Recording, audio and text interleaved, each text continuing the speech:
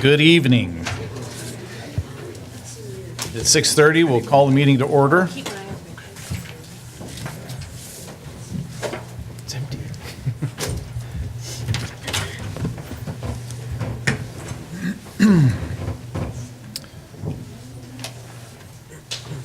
So we'll begin tonight with a flag salute. Actually, let me welcome you to our regularly scheduled board meeting for the Pasco School District Board of Directors.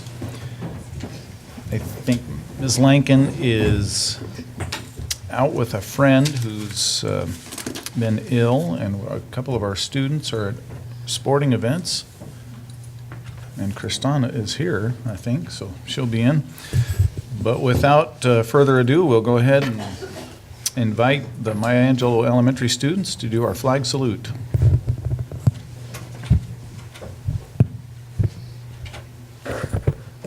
Good evening, President Christensen, Superintendent Wendy, members of the board. We're so pleased to be here this evening. And with me here tonight, I have our 5th and 6th grade Maya Angelou state chess qualifiers. So we have 20, yes, give them a round of applause. We're missing a few of our 6th grade state qualifiers. They couldn't be with us this evening. And overall, we have 20 students from Maya Angelou who made it to the state tournament, which is April 21st at the track. This year, Pasco is hosting, so we're really excited about that. And we are just very proud of the hard work that these guys have been doing with their coach, Rory Peterson, who's a parent of ours and also a teacher at McLaughlin Middle School, and with the phenomenal help from Angie Barkham right here, who's one of the young man's mother. So I'm going to turn the time over to the boys to get us to introduce themselves and then have us start the flag salute. Hello, I'm Evan Washburn, and I'm a state qualifier for chess.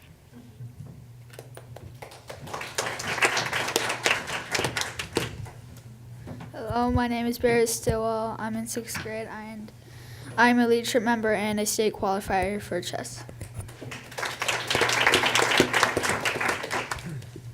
Matthias Edrington, state qualifier for chess. Hello, my name is Sam Williams. I am a 5th grader and I am state qualified for the Washington Chess Tournament. Hello, I'm Hunter Barkham and I'm the ASB president and I'm a state qualifier for chess. Please stand for the flag salute. Ready, begin. I pledge allegiance to the flag of the United States of America and to the republic for which it stands, one nation, under God, indivisible, with liberty and justice for all.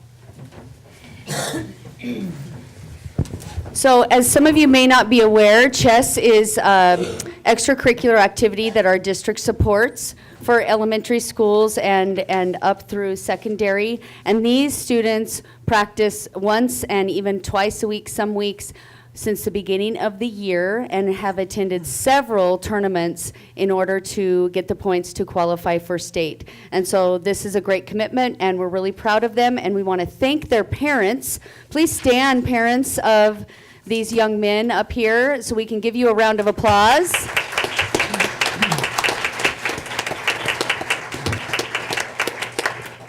Thank you very much.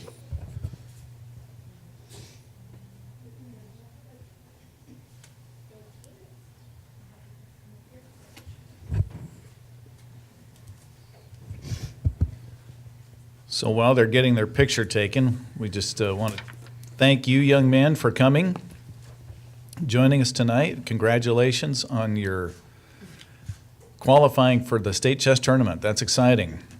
Good luck to you. Thank you, parents, for bringing your students and sharing them with us tonight.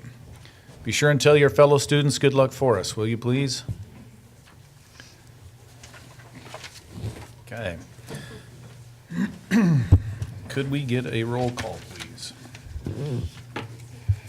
Present? Excused? Present. Present. Present. Present. She's excused as well. And Isabel. Thank you. Okay, so moving on, we'll do a special recognition, Mr. Shane Ettinger.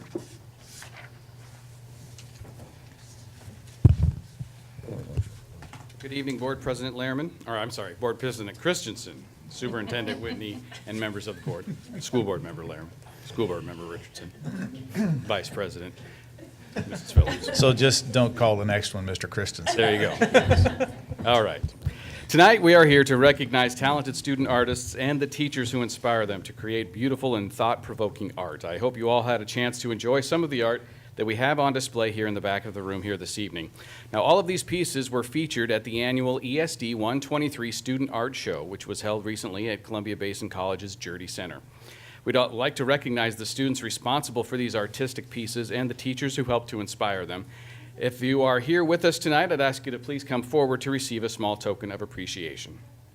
Now, Pasco students who received honorable mention at the ESD 123 Art Show are Cheyenne Calderon from Chiawana, Leslie Hernandez from Chiawana, Martine Reyes from Chiawana, Sandra Mendoza from New Horizons High School, Chloe Brook from Pasco High School, and Irene Garcia from Pasco High. Students who received Judge's Choice Honors and advanced to the state competition are Kayla Cooper from Chiawana, Nate Cooper from Chiawana, Gabe Medina from Chiawana, Alma Leal from Chiawana, Pedro Silguero, also from Chiawana, and Brockton Watts from Chiawana. From Pasco High School tonight, we have Addie Aguirre and Valentina Guerra. Now, students who received the Superintendent's Top Choice and Honorable Mention Honors, which were chosen by Superintendent Michelle Whitney. From Chiawana High School, we have Denise Machaca and Trinity St. Hilaire. From New Horizons, we have Sandra Mendoza. And from Pasco High School, we have Valentina Guerra. We'd also like to recognize the art teachers who have inspired these students. Chiawana's art teachers are Felicia Jones, Ken Merrick, and Ethan Miller. From New Horizons, Saul Martinez. And from Pasco High School, Christy Baker and Randy Cruzen. To our teachers who share their talent and experience with our students, we want to thank you for the work that you do. The world is a little more of a beautiful place because of the young artists that you guide and inspire. And to our student artists, thank you so much for sharing your vision and your talent with us. And congratulations on your beautiful work.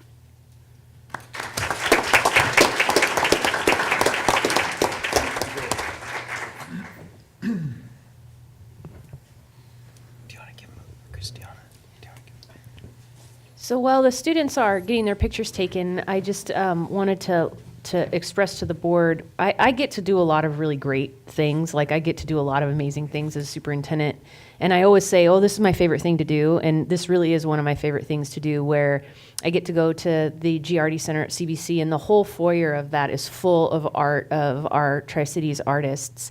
And Joel Nunn follows me around, and I say, oh, I like that one, I like that one, I like that one. And he takes pictures. And then at the end, I have to kind of narrow it down to those works of art that we pick for a variety of different awards.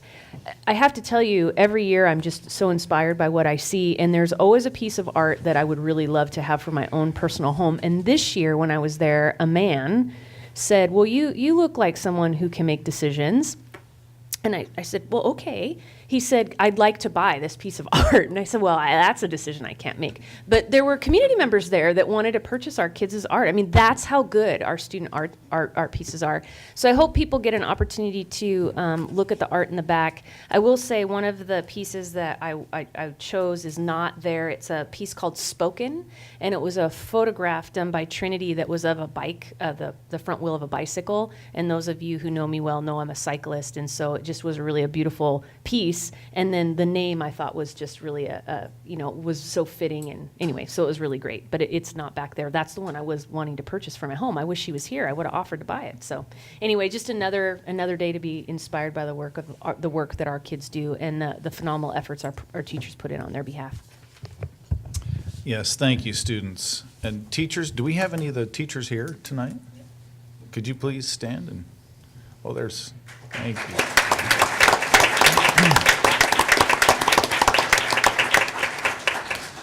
So thank you, students, and thank you, teachers who help them out. We appreciate you coming and appreciate your sharing your talents with us.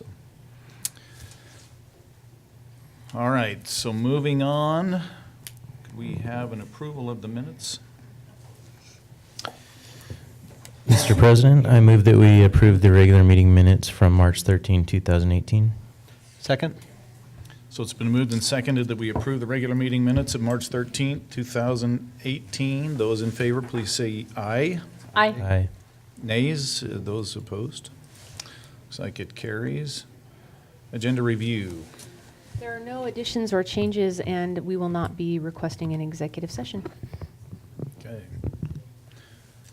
Now we're moving on to the audience comments portion of our meeting. We invite those who want to share something with the board to come to the podium.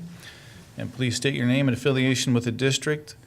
And if you would like a response back from the district, if you could please leave your contact information on the table back there, and we will get back in touch with you. So you have 2 minutes. We'll go ahead and open it up and ask Ms. Thornton to watch the time for us, if you would, please. Mr. President Christensen, Superintendent Whitney, and the rest of the board members. My name is Heather Kubalik. I'm a parent of current and future Pasco students. I wrote to you a few months ago with my concerns about the proposed trimester system in the high school. I received a few responses that others were studying this and working to resolve these concerns. I waited, hopeful that when the final plan was rolled out, it would relieve my worries. Since then, I have studied the guidebook, spent an hour with a high school counselor planning my daughter's high school path, and attended the high school parent information night. I'm frustrated to report that my concerns are greater now. The trimester system was proposed to help students graduate more easily and have a better experience and more opportunities under the new state requirement of 24 credits. I believe the trimester system will help students that are struggling, that just want to get it done, and that aren't really concerned with what classes they take. But students that have many interests, that have specific interests, and that are working to go to a competitive four-year university are not going to benefit from this system. I've been told that one of the main reasons teachers wanted the trimester system as opposed to a block system is because they want to see the kids every day. I don't see the benefit in seeing kids every day for 12 weeks, not seeing them at all for 12 weeks, and then trying to pick up where they left off during the last trimester. The summer slide that is always talked about will now become a trimester slide, and we'll see it twice a year for some of these subjects. It seems that seeing them every other day all year would be more beneficial than having huge breaks in between classes. Also, the trimester system allows 15 classes a year as opposed to the 12 currently offered in a regular school day. But under the new plan, the following classes are 3 trimesters required. All AP classes, most music classes, construction trade, leadership, yearbook, and studio art. So kids that want to take these classes in the future must use 1.5 credits a year, while now they're only using 1 credit for those classes. A student that wants to take music for all 4 years, that wants to take 4 AP classes sometime in their high school career, and that wants to take the additional math and science classes that are encouraged by competitive universities will use up all their extra credits. There's no opportunity for exploration of any other interests. I know that the trimester system is what we will be doing this next year, but I implore you to watch closely the following things. If our goal is truly to help kids graduate and to improve their opportunities, then the following should happen under a new system. AP class enrollment should stay the same or increase. Music, leadership, yearbook, all those classes that I mentioned, enrollment should increase. Enrollment in 0 and 7th hours should decrease, and enrollment in IPAL on a part-time basis should decrease. If those 4 things aren't happening, then we have not improved the system over what is currently in place. And I ask you to please look at these numbers as early as next fall, see what's going on, and consider if changes need to be made in the future. Thank you. Thank you, Mrs. Kubalik.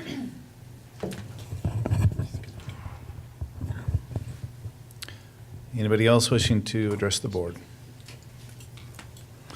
Last call. All right, seeing none, we'll continue on with the meeting. Communications. So, Mr. Lehrman, do you want to start tonight? Last Thursday, I was able to attend with Dr. Richardson the school safety panel discussion, which was hosted by the Pasco School District, Pasco and Franklin County Law Enforcement, and the Pasco Fire District. And I would say there was probably 40-ish community members there to take part in this discussion, with representatives from the groups I just talked about sitting up on a panel. There was good discussion on multiple parts of school safety. There was discussion on prevention, stuff like mental health, stuff like mentoring with law enforcement for kids that have troubles, and really preventing that before it becomes a real issue in the secondary grades. There was suggestions and discussions on changes to operations and procedural things at the schools. There was also discussions on capital improvements that could be done and will be done at the schools. And the district has moved up the capital improvements for safety that passed on the last bond. So that's a great thing that people were excited to hear about. And I think it was good overall. People had their voice heard. Most people that came back for seconds on talking were positive in saying that they wanted to have additional safety panels like this. And I think what came out of it from the panel is that it's good to have these discussions. A lot of these discussions had already taken place either in the distant past or in the recent past, and there's some things that we can learn about from discussions that happened after previous events in the distant past. And a lot of the improvements that we have may be procedures or operational expectations, ways of doing business that can be revisited, picked up and dusted off and improved without a lot of capital investment. But again, the district is looking at that capital investment portion of it too. So I think it was a good conversation, positive for the community overall. First of all, I hope everyone was safe during the power outage. A lot of the lights were out, and it was a little bit frightening in West Pasco. My last two patients that I saw with someone holding a flashlight because they were already there in the room when the power went out, so it was interesting. I recently attended the Stevens Middle School concert with band orchestra, a choir from 7th grade, and it was remarkable. They actually, I don't know how they all fit in their gym, but there were almost 200 students there participating, and the bleachers were nearly completely full. And I wanted to give a kudos to the band instructor, Matt Larson.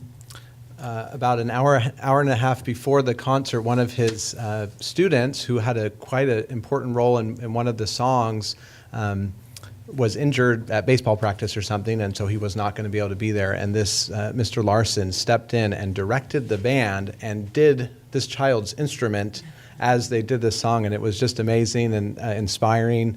And that's the type of teachers we have in our district. So I wanted to give a shout out to him and just say I enjoyed the concert a great deal, and took two of my children to that.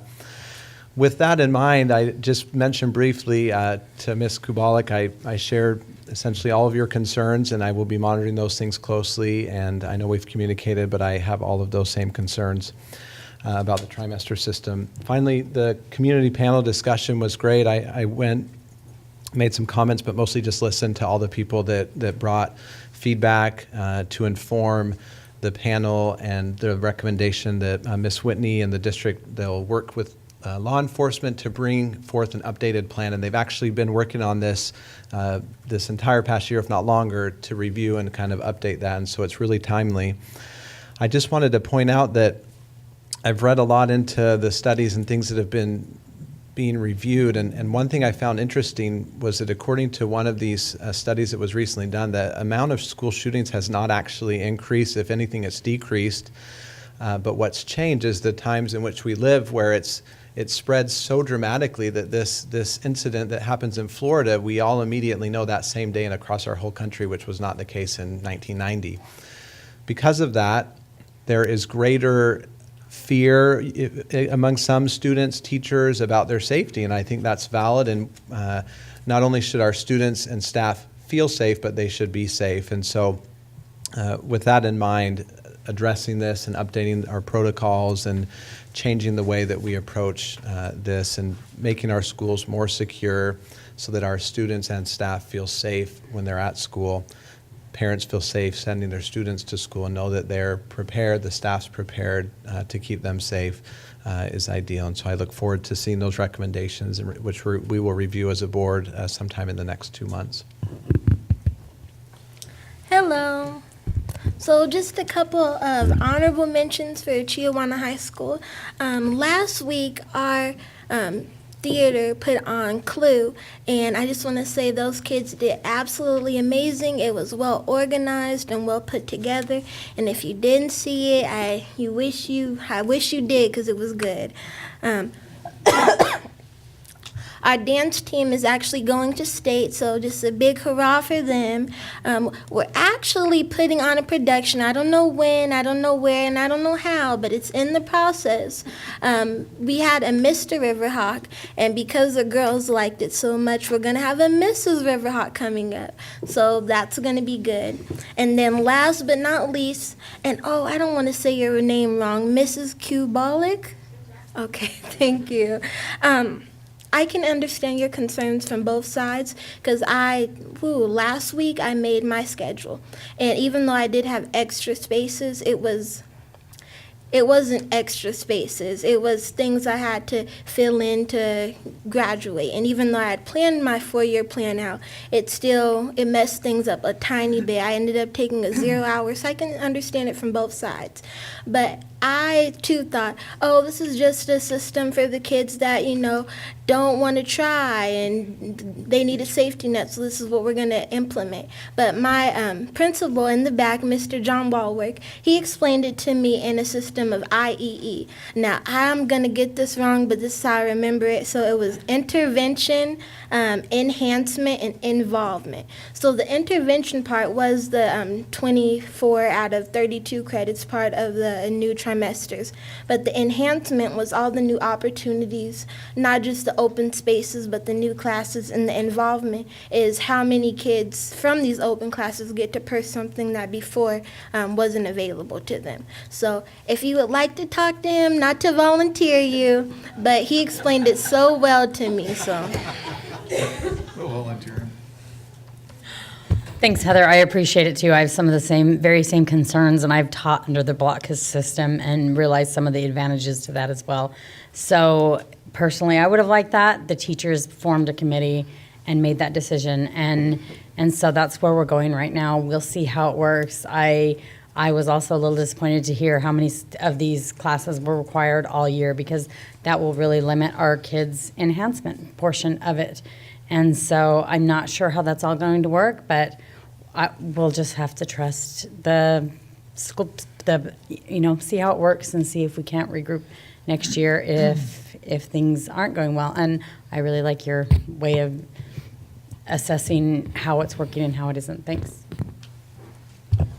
So just quickly, I went to McLaughlin Middle School the other day and spent some time with Mrs. Dennis and then one of her teacher councils there. I'm not sure exactly what they call it. Just watching that building, and was able to see some improvements that were made in some of the classrooms there where there used to be partitions that would open. They've put in solid walls, so I think that the teachers there were very appreciative, but want to thank her for that, sharing that time with me. So thank you. Okay, so that finishes up communications. Looks like next we have reports and discussion. It's my honor to invite Assistant Superintendent Mr. Eric Bowles to the podium to update the board around instructional materials recommendations for K-8 social studies.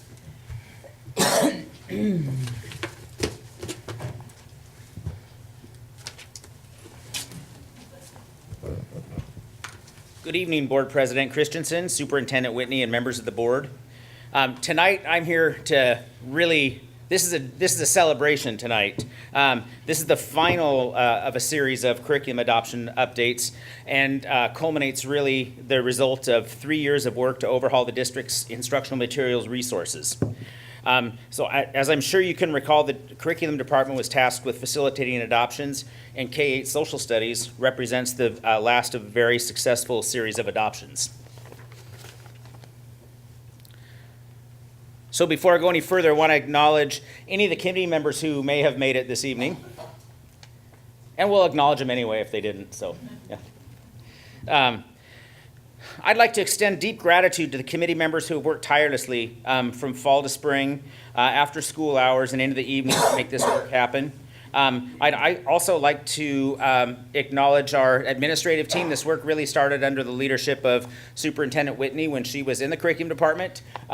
Suzanne Hall did tremendous work over the last year, and I want to acknowledge Megan Nelson and specifically Leanne Nunemaker for her work with the Social Studies Committee tonight. It's been a long and complex effort, and I think these folks who have done such fine work should stand to be acknowledged. Come on.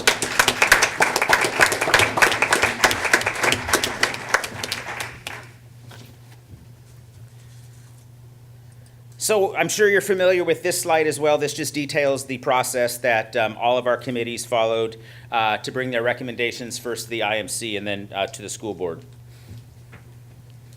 I'd also like to acknowledge any of the IMC members who may be in the audience. If you're not familiar with the IMC, it's the Instructional Materials Committee, and they really review the committee's work. Their role is not to question what the committee has picked in terms of instructional materials, but it's to make sure that board policy and procedure were followed all along the way. So it's a volunteer task, very important task in school districts. I'd like to acknowledge any IMC members if you happen to be here this evening. I think maybe our curriculum committees and IMC members are tired of being acknowledged, so I guess they've done a heck of a lot of work. So I'll get in just to the meat of what we adopted here. So K3 and 5-6 HMH kids discovered, and then some of the big features that were favored by the committee. Aligns to the C3 framework, and you know we're famous for acronyms in education. The C3 framework is the college, career, and civic life framework for the social studies state standards, and provides guidance for enhancing rigor, K-12 civics, economics, geography, and history, and it's a product of collaboration among the 15 professional organizations committed to the advancement of social studies education. It also integrates with the Journeys and Senderos units. I want to point out that that was a really important piece that our committee members wanted to reflect. Our elementary teachers in particular, K-5, are tasked with implementing all new ELA curriculum, all new science curriculum, all new math curriculum, and really wanted to look at social studies as primarily a complement to English language arts. As a teacher myself, I find it takes me typically 2 times and change. So about the 3rd time I'm through a new content area, I feel like I can deliver that really well and start to differentiate for my students. And so for our teachers, it was really critical that they were able to find materials that dovetailed with our existing materials, particularly in ELA. And provide ample supports to differentiate for all learners. 4th grade Washington State History, Gibbs Smith, Washington, our home was selected, and you can see some of the reasons why. So moving right along, 7th grade Social Studies picked HMH World Civilizations, again aligning to the C3 framework, ample supports for differentiation and Spanish language supports. 7th grade Washington State History, Gibbs Smith, same reason, alignment to the framework, ample supports for differentiation, current and up-to-date information for Washington States, and provided credible and engaging imagery, text, and video. And last but not least, 8th grade Social Studies, HMH United States History, and again, write down the same rationale. So next steps, we'll purchase and receive materials for spring of 18. We did plan for this expenditure moving forward, so we have revenue set aside to make this happen. I think a related piece is, and really started with the work of Suzanne Hall, we looked at how we would line out addressing all of our curriculum areas over the next 7 years. And we built a cycle that's actually now 7 years out, where each year we retouch what we might need to look at in terms of instructional material supports, and other considerations coming from the field. We're able to look at student data.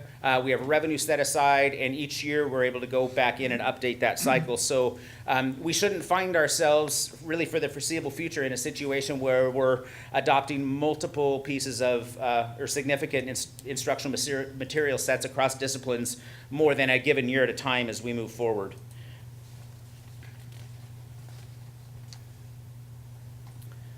And our estimated budget is right about exactly what we had forecasted. We didn't have really purview over setting final numbers. It was a committee decision, so the forecast, again, giving Leanne Nunemaker credit for that, was really turned out to be spot on with what the committees ultimately selected. Backing it up, going. I'll get this right. Thank you. It's that last slide. Thank you, Mr. Bowles. Thank you. So,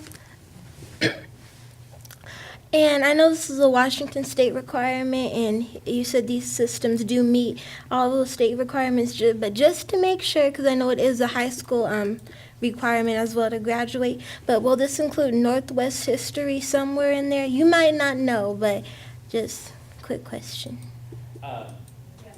Yes. Yes, the 7th grade text covers that. Okay. Thank you.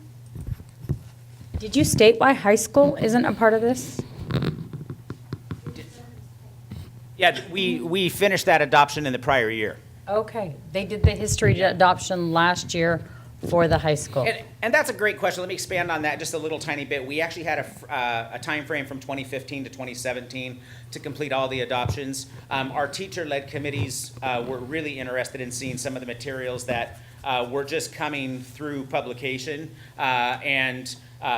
Thanks to good collaboration between the PAE and the school district, we were able to defer the K-8 into this year so that we could make a more considerate choice, which is really a teacher-led request. So it looks like the K-8, there's some consistency. Is it consistent with high school, or does it need to be, or? I'm going to ask Leanne Nunemaker to come up and join me here at the podium so that those questions that I may not deal with day to day, we can just kind of jointly address. Leanne was prepared. She didn't expect that she'd be called up here out of the blue. So. Yeah, you're welcome. So the textbooks that were selected for K through 8 are from a different publisher than from high school, but all of them align tightly to the standards that are currently adopted. And we looking forward, because the state is currently revisiting the state standards. They should align perfectly still, because most of the changes will reflect the inquiry piece of what the C3 framework is asking us to have kids be prepared to do. Can you go back to the timeline that you had? I was just confused a little bit. You had a 2019 date, yes. So the curriculum assessment guide, so that's next summer. So is this not going to be in use in our schools until 2019-20? No, I can speak to that. We'll have the materials here in time for the start of the 18-19 school year. We'll also have vendor-led professional development and committees continuing to work around the scope and sequence issue. It won't be completed and aligned to our PCGs, which are English Language Arts guides, until 2019. So it's just 2019 is just represents more the tail end of that process. Okay, so it'll kind of occur throughout the school year. We'll have the materials, but it won't be completely integrated or fully integrated till next summer. Our teachers will have access to the materials on day one. We'll have access to vendor training prior to the rollout of the materials, and we'll begin to do the scope and sequence work. So I guess trying to answer your question directly and not sound like I'm talking out of either side of my mouth, I teach things very differently the first time I'm covering content than the second or third time I'm through it, if that makes some sense. Yep, no, that's fair. Then my last question was about the cycle. Has that been posted on the website, or is that going to be shortly, the 7-year cycle of curriculum adoption recommendations? Review, yeah. I don't believe it's on the web, but that's something that we can address within the next couple weeks. Great, thanks. Yeah. I Do can we double need- check. I believe we pushed it through board policy, so it's probably attached to the policy, but we'll double check. So the schedule is for all of our curriculum, the review schedule. I think that's what you're referring to, Dr. Richardson, not just. Not just this, yeah, the whole 7-year cycle with all the subjects, all grade levels. Correct. And then does the board needs to adopt curriculum? Is that right? So this will be think so. coming, this is a report for you to be aware that this adoption has been recommended. It'll come back to you on a consent agenda at the next meeting. Okay, that's for what I was your going to ask. formal- Where is it on? Yeah, it'll be on the consent next- agenda at our next meeting. Okay, thank you. Any other questions? Thank you, Mr. Bowles and Mrs. Nunemaker. Thank you. So next up, we have an update on the bond sale by Mr. Howard Roberts. So tonight is a little bit of a bittersweet presentation here. Sweet because it is an absolute celebration of a Herculean effort around this 2017 bond that has culminated in the sale, of which Mr. Roberts will update. And bitter because tonight is Mr. Roberts' last board meeting with us, as his retirement will be official at the end of the month. So let me express my sincere gratitude to you for your service to Pasco School District for 8 years, I believe, 8-ish, 10, 8, and your patience in helping this new superintendent through her first 2 years. I've learned a lot from you and just have learned to really appreciate you as a professional and as a friend. So thank you, Howard. Thank you.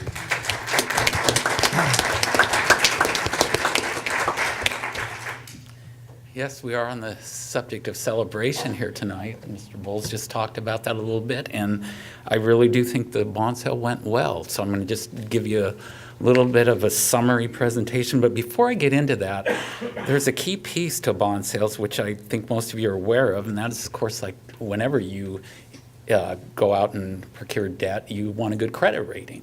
And that's done, in our case, through Moody's Investor Services. And they update our credit between every time we issue a new set of bonds or we refinance. So some of you have seen this before. It's been a couple years now, so it's always interesting when they do this process.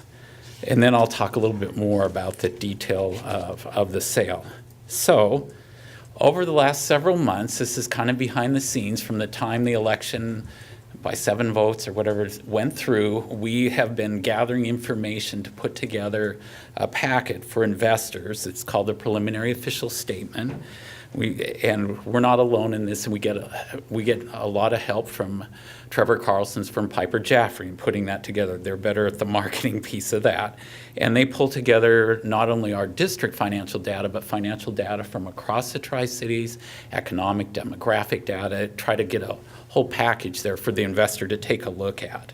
A summary of this presentation is given to Moody's investors, and towards that end, we had on the telephone with us, we had district staff, including Mrs. Whitney and Trevor Carlson and Ms. Thornton and Jody Hockaday and myself, with 2 analysts from Moody's who were calling from, I believe, San Francisco.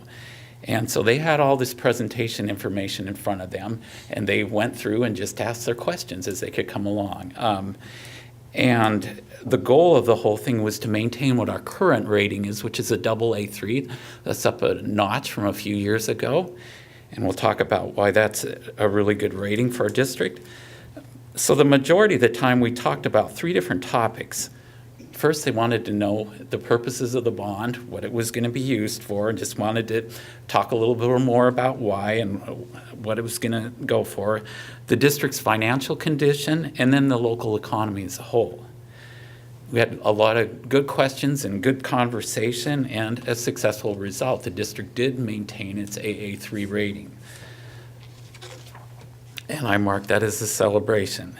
So some specifics you might find interesting as you go through the credit analysts. One of the things they do is always say, here's some strengths for your district, here's some challenges that you have ahead. Strength, steady growth in the district's tax base over the last 20 years, actually, and even during the recession, which they found fairly remarkable that, things kept moving right along. Student enrollment, they said it continues to grow at a manageable pace. I like that word manageable, they do too, so it's a challenge at times. And the fund balance, they said it remains healthy despite recent declines. We've made major investments in curriculum and the Delta project, our share of that, and the Early Learning Center. Their comment is that they would expect it to remain relatively stable at this point, and they're just fine with that. Credit challenges on the other side, unemployment rate. On the one hand, it provides some stability, the agriculture sector, because, there's always going to be food to eat. On the other side, because it is seasonal, it does impact our unemployment rating in this, or our unemployment rate in this part of the state. Lower assessed value per capita, it has increased, but it's still, again, compared to national and some state statistics, it's lower. And then a higher but manageable ratio of debt and pension liabilities to assessed value. Again, that's a product of that lower assessed value. We don't have as much in assessed value to spread these kind of costs along. It doesn't say anything that our debt is really high or our pension liability is really high. It just says, their point is, yeah, you can compare us to national and state statistics, but really, again, that magic word, it's manageable in consideration of our revenue, what we bring in, and the fact that our bonds are paid from a separate taxing source in Washington State. They're not coming from the general fund. So one question you might have is, what's stopping us from moving up another rate? I mean, you can get up to AA1. I don't think you'll find very many people in this part of our state because of that, because of local economy and things that are really outside the district control. If you look at those challenges, there's not a lot we can do about the unemployment rate directly here. And some of the other socioeconomic items like median income and those sorts of things. All again, they look at all these as just to give you a rough idea. In Mr. Carlson's opinion, he said this a couple of times over the years, that AA3 is probably the best rating that the district can expect to achieve given our wider economic constraints that we have here. And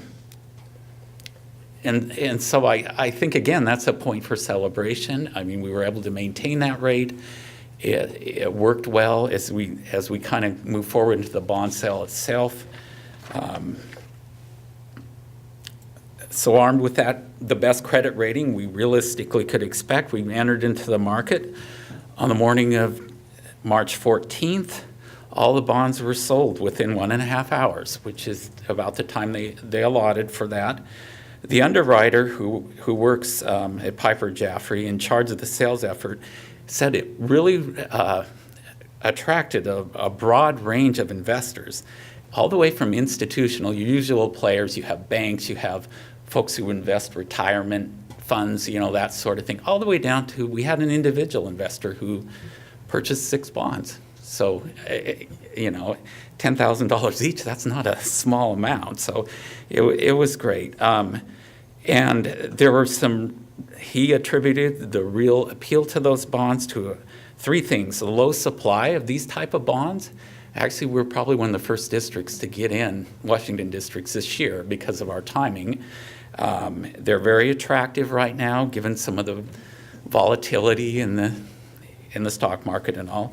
And the strong credit rating, again. And then he attributed a lot of the good results to the overall financial management of the district. That's reflected through the Moody's report, he said, and it's all the way through. He said, it just made my job easy. And I thought, I'm going to put that in quotes because I think we need to, again, celebrate that. So we did really well when you look at recent Washington sales. There's benchmarks that are used in the industry. We did really well in the pricing. The sales results did meet the conditions established by the board. Remember in the bond delegation resolution. And the net interest cost ended up to be 3.73%. When we first started this process, just by way of comparison, back in July or so when we were first running the numbers, we were thinking at 4.25. So the guys did fine given the interest rate the interest environment we were in. We did achieve the lowest level tax rate. We talked about that. And again, using our prior methodology, it represents a 26 cents per thousand increase over the benchmark that we measured in 2017. And that's significantly lower than the 59 cents that was advertised at that time. And the best news of all is next week, I think it's Wednesday, April 3rd, we'll have $99.5 million deposited into the Capital Projects Fund to begin those projects. So with that, I just wanted to just make a couple points here. Again, it is a moment to celebrate. And again, the district's achieved its highest achievable credit rating. And part of this rating and the subsequent successful bond sale really were attributed by outside agencies to good district financial management over the years.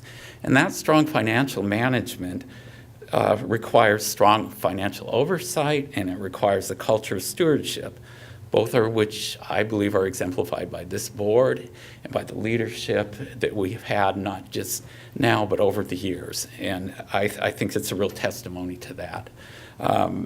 And we can certainly celebrate that we've achieved the lowest level tax rate. It's better than advertised. And just, I guess in summary, there's been a lot of good work, as the superintendent mentioned, and it's yielding good results because this is a very tangible way that we build the learning community in Pasco. So with that, if you've got any questions. Any board members have any questions for Mr. Roberts? Congratulations on a job well done, and thank you. Well, I'm thrilled with I'm glad we got a great interest rate and that kept that interest rating. And I just want to thank you for your service and for all of your help and spending literally hours in the boardroom and out of the boardroom helping to educate, well, I don't know about my fellow board members, but me, the uneducated, on bonds. And I have looked into the funds since before I ran 5-ish years ago and was very impressed with the way that the district was a steward over their money. That has never been one of my complaints, so I really appreciate it. Thank you. Yeah, I just want to thank Mr. Roberts. You know, looking back right before I joined the board and even the first part when I was on the board, the financial status, if you will, of the district received a lot of attention and criticism and questions from the community, and I think you've always done a good job at trying to address that in a variety of ways, and I appreciate that, and think it's contributed to kind of a change in our community as far as the environment and the feeling of communication and understanding of the finances of the district. And so I just really wanted to congratulate you on that, and you'll be hard to replace going forward. Congratulations, and thank you also for the school finance education you've helped give me over the past 4.5 years. And also reiterate what my fellow board member said. I appreciate that you've, even during challenging times, worked on helping us understand the budget, but also helping the community understand the budget and the truths. And sometimes it's there's difficult portions, and we don't give you enough time, or other people don't give you enough time to really understand all of the intricacies of that school budget. But thank you for always trying to help everyone understand what the true budget looks like. So thank you for the presentation, Mr. Roberts. I just have a question. So we're going to get $99.5 million deposited into our capital projects account. That's more than we've ever had in there. Yes, I mean, definitely since I've been here. I can't think of another time that. Pretty, I think we're pretty safe to say that. Pretty safe, yeah. So what happens to that money? Obviously, it's getting some interest. Yes, it will be used. The way the state match money, the way the state match works is you got to spend your own piece first. So it'll be used, it's like the first out, pretty much, the first in, first out dollars. So yes, from the time that Mr. Marsh starts with the architect and engineering, it's going to be going out the door. It'll start going down. That's why he's very anxious that we get the money pretty soon. So. Yeah, well, that's a good thing. But the rest of it will gain interest at what?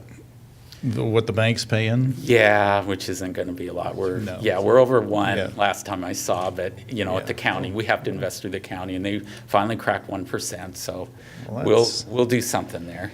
That's good.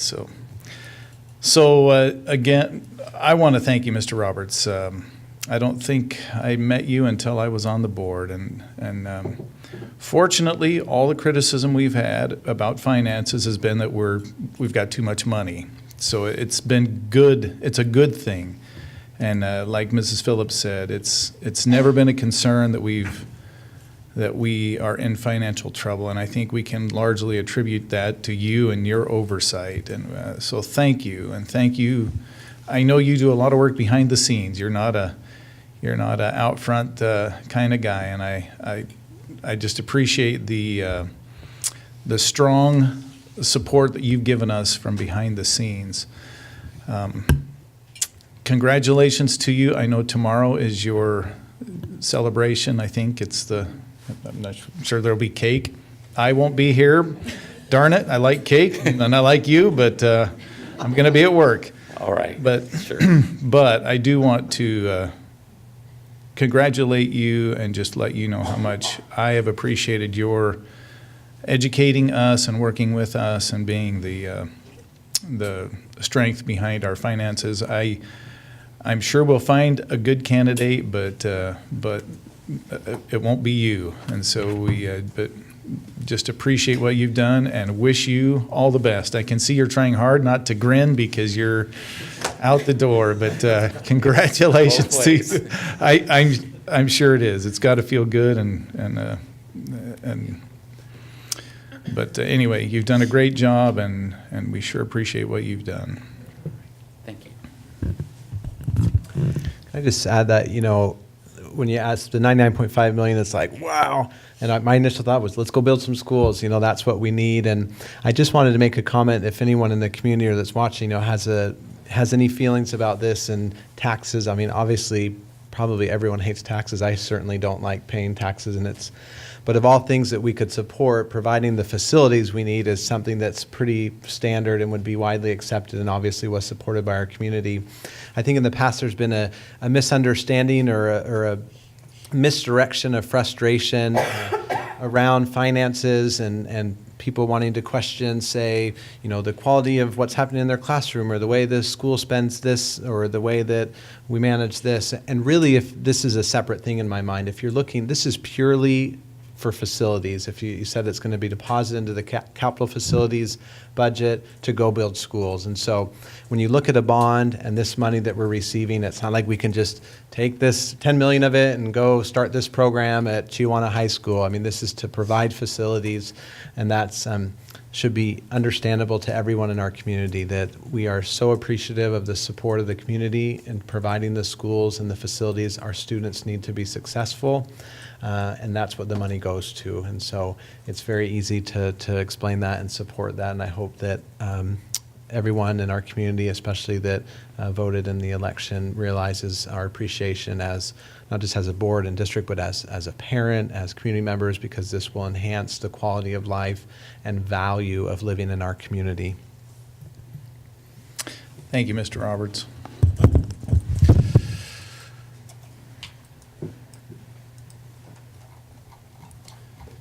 Next up, we have action items, and Sarah, did you have something to pop up there? Mark's going to get it. Okay.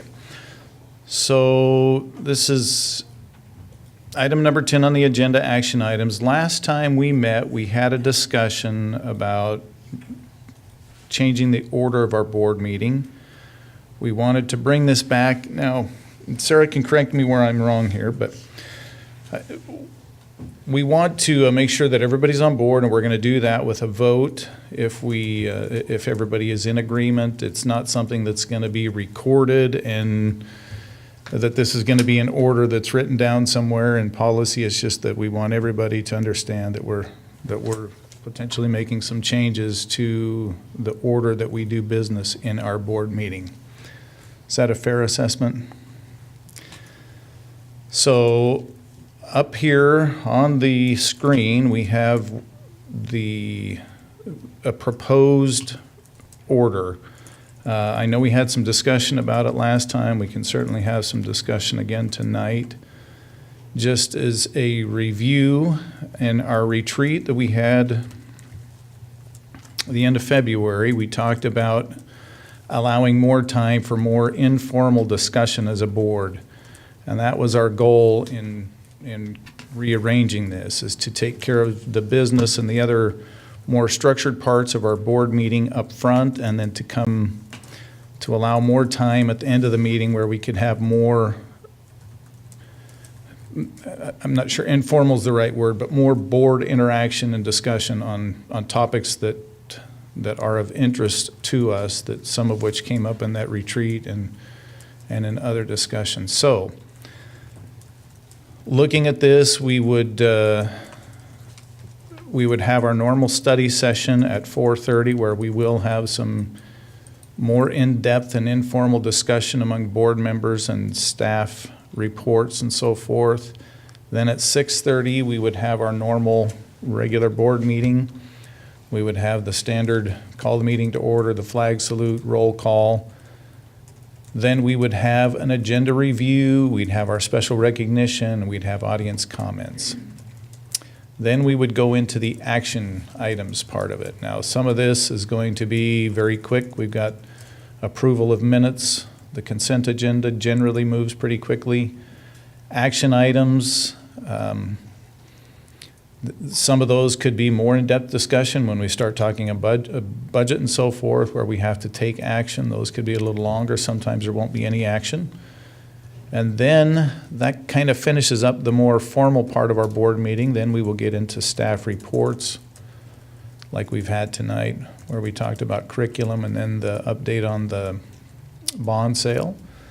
And then we will have more extended study / discussion of topics that are of interest to the board. So, and this is where we'll be able to have more interaction as a board. Hopefully bring up some of the topics that we're not addressing in board meetings now that are of interest to us. Then the last part of it we would expect to be fairly quick. Future agenda items. This is where you would have an opportunity, if there's something that you want to talk about, to bring that to our attention as board officers, to be included on a future agenda. And then communications we would put at the end of the meeting. Adjourn to executive session, if there is one. Is it adjourn? Recess to executive session.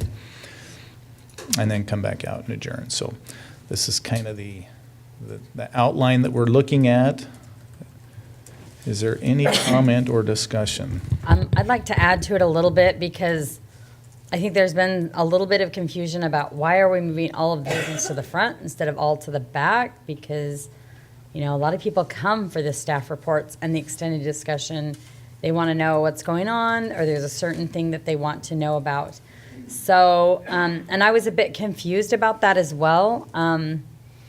But the reason that we do this is there are some people who come just for our consent agenda to make sure that that's passed through. I'm not sure why, because I don't know if we've ever not consented to anything, but people do come for that. And so there is a business end of this. We are anticipating that this business end will end at approximately 7 to 7:15. So if people want to come to the business end or the special recognition, it's going to be really easy to exit a half an hour or 45 minutes into it. And if they want to come for a particular staff report or any of these extended whatever, they can come at 7 or 7:15, and we will advertise that so that they don't have to sit through all of the business that they are not interested in. So that's kind of the way this works. And that, anyway, because we have right now, we have business separated by the reports, and we're trying to put business all on one end and the reports on one end. And we talked about doing it the opposite, but for our extended discussions, it works better to do it this way.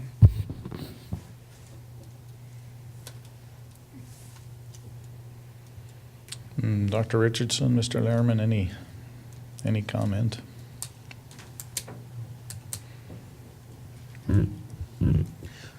Well, I don't want to be difficult, but I don't think this is what we discussed at our last meeting. And I spoke with Ms. Lankin about it after, and this isn't what we talked about. So I don't know if I just had a gross misunderstanding of the discussion we had last time, but one of the main things that I thought we all agreed on was the executive session, holding that after the study session before the meeting. So can someone explain why that was decided not to do that? Or why that? So we did have that on our last order. That was at between the study session and our regular meeting. I think part of the challenge with that, and this is my observation of it. So sometimes we'll have executive session, sometimes we won't. Tonight, we're not going to have an executive session, for example. So we finish our study session about 5:30. Now, they've been going a little longer, and tonight, for example, went to 6 o'clock, and I think we've had a couple of those recently where they have. So that has the potential to crowd out our executive session if we have one. The other thing is it gives us a little more flexibility at the end if we need to go longer on executive session, that we're not constrained by time. So rather than change that order, we just decided to move it to the back. The other thing about executive session is, and here, Sarah, you can correct me if I'm wrong, but I believe typically to get into an executive session, we do that from a board meeting. And so it just works better to do it, to recess from our board meeting that we're already in into executive session.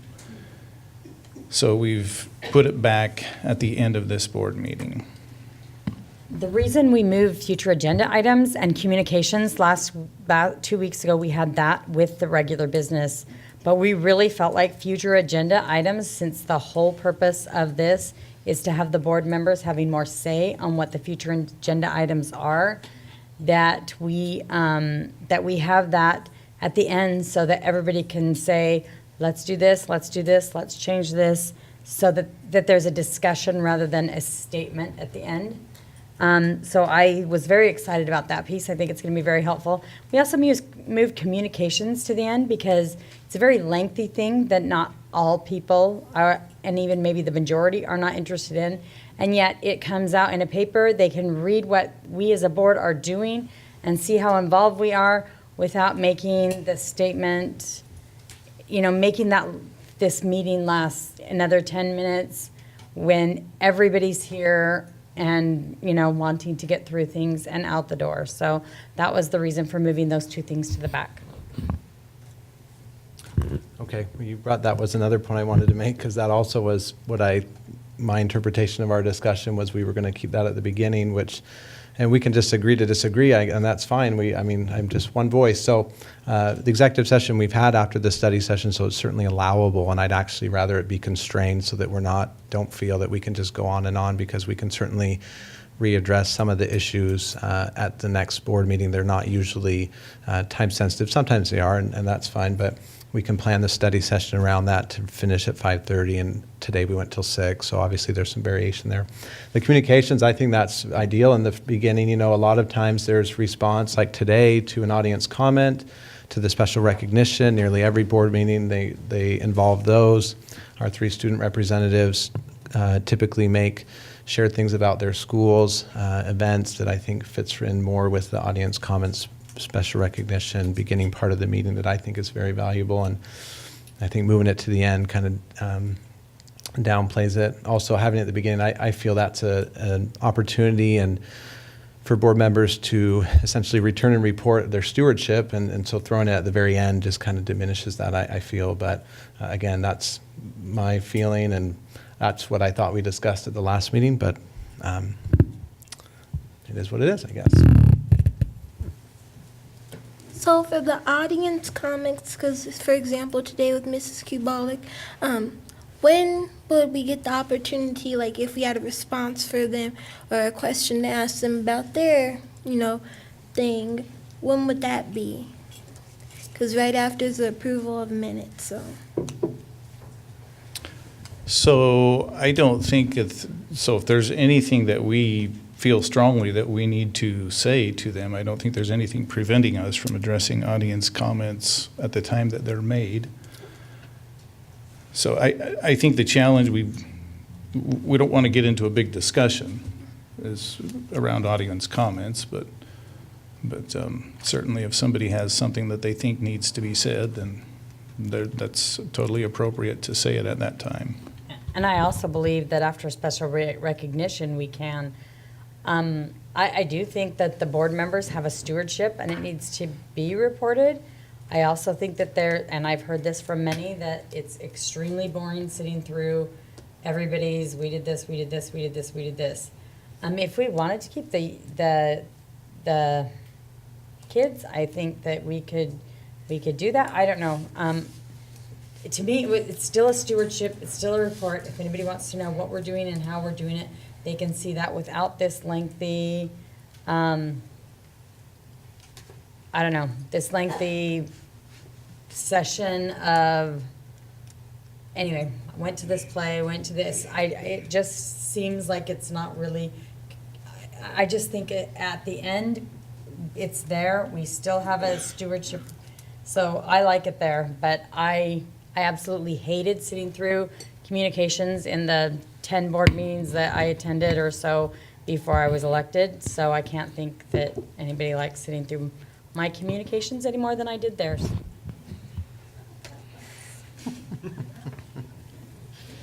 I don't think anyone would argue that our board meetings are exciting, any part of the board meeting, so I don't really think that holds much weight. The most exciting would be when there's disagreement and really good, intense discussion. As a frequent board meeting attendee, as a community citizen, those are the times that people want to come and discuss. But anyways, that's... So there's nothing to say that you can't communicate everything you want during communications. I mean, that's not meant to diminish communications. It's just meant to put it after we've taken care of the business. And again, these board meetings will be recorded. I think we're even looking at options to make them live. So the communications will still be there. People can still access it. It's just that we moved it to the end so that we can get through the business and get to the reports and things that people hopefully want to see. Mr. Lehrman, did you have any? I just say I support board officers in your recommendation, whatever helps you run a organized and efficient meeting. So I might not see all the benefits right now, but I trust your guys' judgment, and I'm sure we'll see some benefits. So.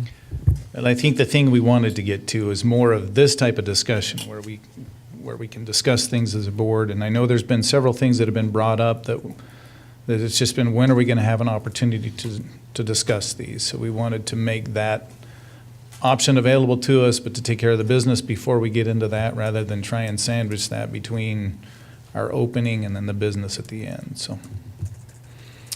And I'm not doing this because I like this better. I don't really care when it happens because I have to be here regardless. So I feel like part of this is we're trying to make it easier for the community to get to whichever part of this meeting that they most need to be at without having to sit through, 2-3 hours of us. So, and business that they might be interested in. Okay, so any more discussion?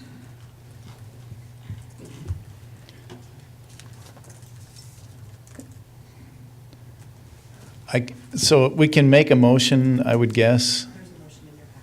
There is a motion in the packet. It's carefully crafted so the words are just right.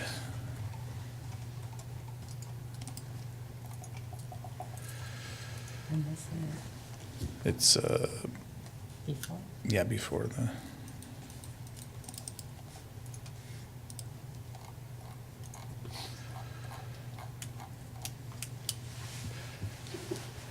So keep in mind that this motion, I believe the one that's listed here is, it's not going to formalize this agenda in particular. It's just going to allow us the flexibility to deviate from our current board meeting structure. Any motion? Sarah has something she'd like to clarify. Sarah is going to correct us. Me.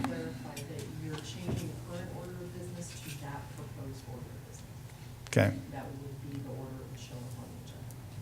All right. Does that get written into some formal board policy or anything like that? I'm not asking to. I'm just. Well, I don't know that we I want think, to. But. and I think we need to try this out for a while. And quite frankly, the audience, we're doing this for you. So I'd love to know your view on this when we do it for a while and see what you think. Because if it doesn't help our community, then it's really not helpful. But anyway, but I move to approve the agenda structure as presented. Second. So it's been moved and seconded that we approve the agenda structure to our meetings as presented. I guess we'll do a roll call. Yes. Yes. Yes.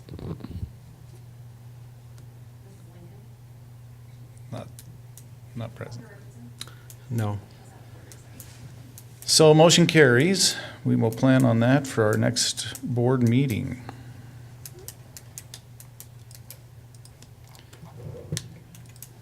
And so we'll move to next agenda item, consent agenda. Personnel warrants, out-of-state student travel, Stevens Middle School STEM Day in Atoll, Idaho, asset preservation program report, overnight student travel, Pasco High School Skills USA team to state competition, overnight student travel, Pasco High School every 15 minutes safety program, out-of-state overnight student travel, McLaughlin Middle School Family, Career, and Community Leaders of America to attend national conference in Atlanta, Georgia, out-of-state overnight student travel, Chiawana High School Family, Career, and Community Leaders of America National Conference. Do I have a motion? Mr. President, I move that we approve the consent agenda as presented. Second. It's been moved and seconded that we approve the consent agenda. Any discussion on the consent agenda? If not, could we get a roll call, please? Dr. Richardson? I didn't hear you. I'm sorry. Yes. Yes. Yes. Yes. So that passes. Motion passes. Future agenda items. So in the future, we'll be doing future and agenda items differently, where this will be an opportunity for board members to give me suggestions about future agenda items, which I believe will start at the next meeting. Until then, however, I did want to share that we will have a study session starting at 4:30 where I'll have the beginning of a work priority management tool to share with the board. This has been a request of the board for the superintendent to have a visual representation of the work priority of district staff, myself included, both in terms of what projects we're working on now and what projects are in kind of an incubator on hold, especially those projects that have been brought up as interest to the board. So I'll have a kind of a preliminary tool for you to look at to give feedback before I get too far into continued planning. So in case I'm not going in the right direction, you can redirect me in the beginning. And then we'll also be having a report. Dr. Reyes will be doing a long-term facilities management planning process scheduling presentation. So the board had asked for a specific schedule in terms of when certain events would be occurring in that long-term facilities management process. So Susanna will provide that. And then Amy, you had mentioned at the prior board meeting about a mechanism to do some school reports. So that will be an opportunity for you to discuss that, and we've called that State of the School Review. Okay, very good. So that, we have no executive session tonight, so that concludes our board meeting. It is adjourned. We are adjourned.